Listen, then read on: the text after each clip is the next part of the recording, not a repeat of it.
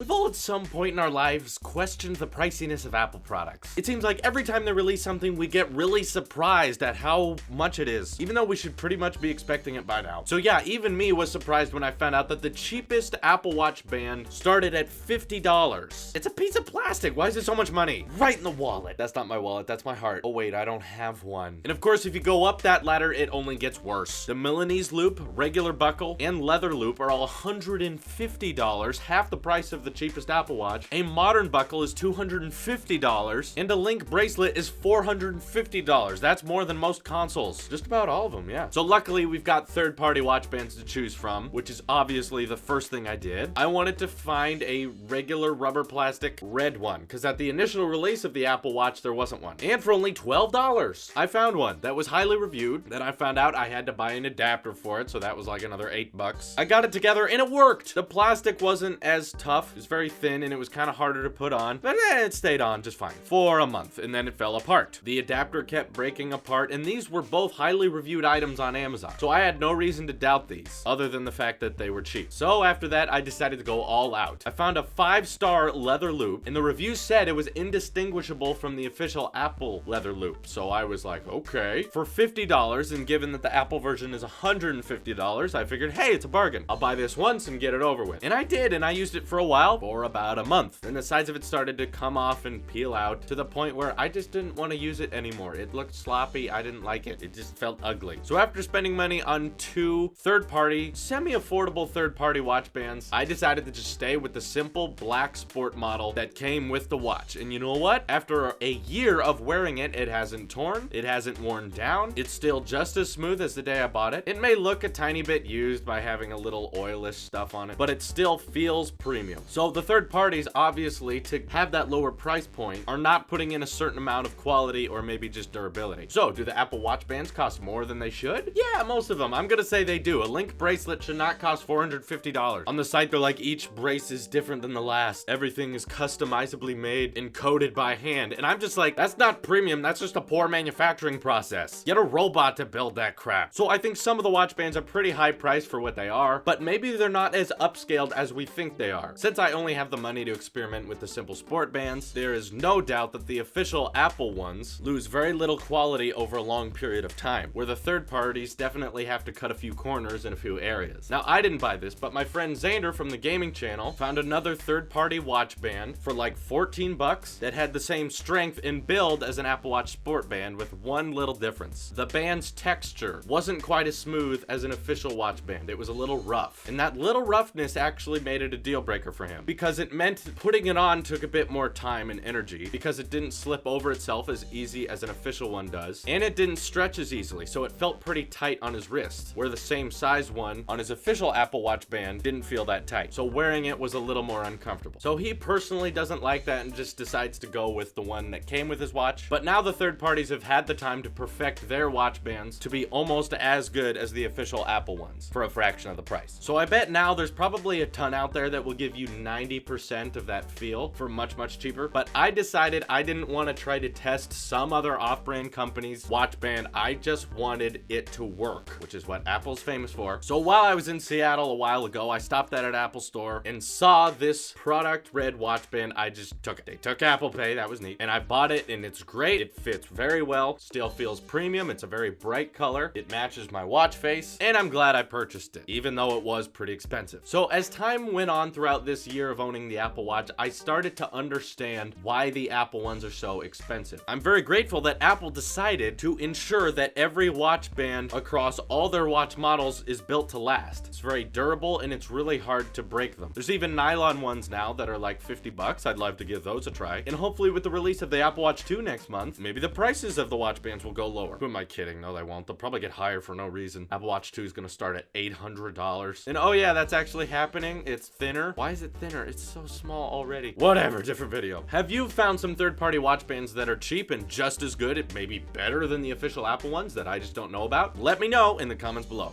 This is your Apple Sheep here, and I will see you in the next one.